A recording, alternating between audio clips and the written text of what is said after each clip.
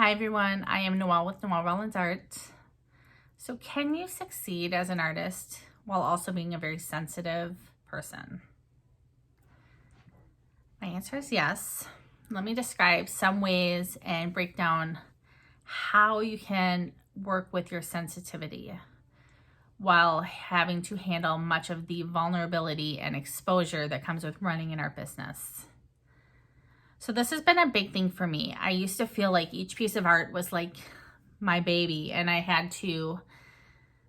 was expected to put it into the world and deal with criticism and thoughts on it and then price it and release it while not taking things personal. And it was really difficult. So slowly through the years, I just have realized that I had to think of things more as a general business and not so much as what came naturally for me as an artist. When it came time to pricing and selling, as much as possible, I had to put on a different hat and come in and look at my own work. Initially as the creator, why I did it, what inspired me. And then I had to switch and I had to look at things from the outside. When describing my work, when pricing my work, I had to look at that all as if it was not me that created it. And in fact, even the descriptions of your work or your newsletters, your communication with your clients, so often we make it all about us, the creator. And just switching that to why the person reading it should care. It's not that they don't care about us, but let's be honest, we all want to know what's in it for us sometimes. If we open up some other person's newsletter, we want to know, why do I care about this? Why does this affect me? What should I do with this information? And so switching that little bit of perspective has helped me tremendously to push things just out far enough that they don't affect me so deeply all the time. So this could be something as simple as when you're describing what an artwork piece is, don't make it all about, I created this so that after I did this. There may be a little bit of that, but make sure it's about the client. You will love using, blank, or this will look great in your home. You can choose the frame. You can choose, you. Make it about them. So that's a marketing tip that also helps depersonalize a little bit. Another thing is having to just reach the point, at least for me, this is what happened, where I was finally ready to move forward and step back my personal feelings so much and let other people help, or I was just going to stay stuck where I was.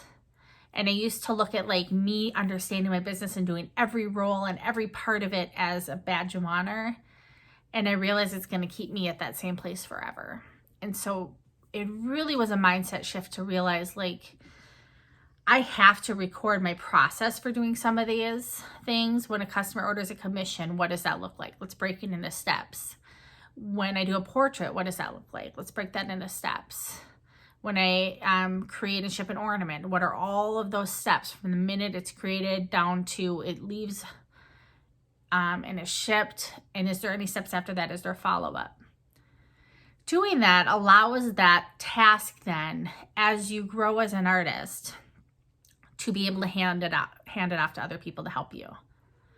So that sometimes is a goal. Maybe it's not your goal. For me, that's my goal, is to have certain areas of my business where I have other people in working with me, even seasonally, handling my shipping, handling some of the non-creative parts of my business.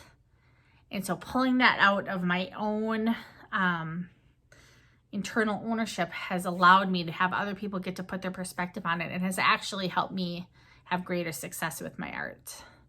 So I encourage you to just examine if there's ways that you can do that, ways that you can have other perspectives, other ways you look at in the way you describe your artwork to people, at least as far as if you sell it online in the listings and things like that. Make sure that you are not just describing the materials and things that you used. Think of it like a builder who wants to, you're hiring them to do your bathroom. and you know you want a bathroom. If all they spoke about was the way they pounded nails in and the type of wood they used and the sweat and tears and, blood, sweat, and tears they poured into their jobs, you wouldn't really connect. What you want to hear is that they use the finest materials, but that they work smart, that they will do things that last. Maybe some pictures of finished products or ideas of how it would look when it's finished. Come at it from another angle like that, and it'll help you greatly in your artwork and selling it. And then other times have some safe people that you can get some opinions. If something is affecting you and it feels like it's so personal you're not sure what to do, try to slowly in your business work up to where you have mentors and different other artists that you trust their opinion on, or business people. Maybe they're not in the art world, but they're business people in general, and they have good advice typically that you can share your questions with and get good feedback on. Typically, and I believe this, don't ask the people that are struggling. Don't ask the people that have never run a business. Don't ask the people that are not your demographic for the artwork, or it's just going to kind of mess with your head a little bit. So, all right, I hope that helps. You guys, if you have any other advice of ways that you've been able to make things less personal but still succeed, please share them. This is just a tiny sliver of this topic, and I would love for the conversation to go further in the comments. So feel free to add anything that I have missed or anything you'd like to see a video on, and I would be happy to look into creating that for you. So, all right, make sure you subscribe. I have a whole bunch of art business lessons here. I am doing a bunch of them and just hoping to share a little bit of the knowledge I've built as an artist of 25 plus years and share it. So, all right, thanks so much for being here, you guys. Bye.